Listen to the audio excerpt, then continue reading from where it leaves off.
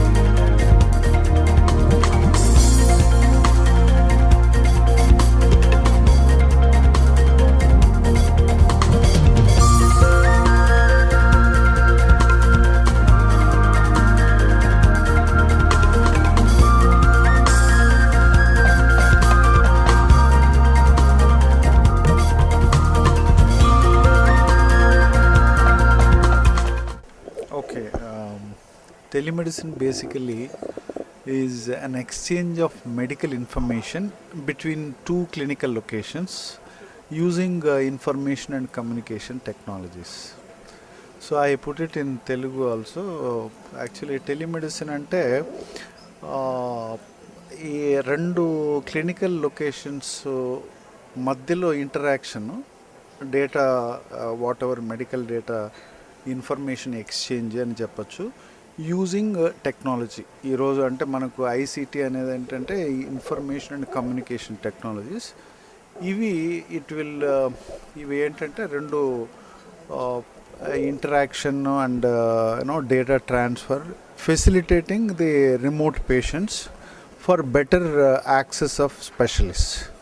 That is the basically. So I put it, shall I put it in this thing like that? And importantly today, the last 12 or 13 years of the technology, the advancement in digitization has enabled especially the tertiary care hospitals providing greater access to the remote areas. Fortunately, like Apollo hospitals, different other parts also, Narayana Hrudayalaya, Fortis, Global, all other hospitals today, they are able to provide their specialty access to the peripheral centers where patients regularly travel.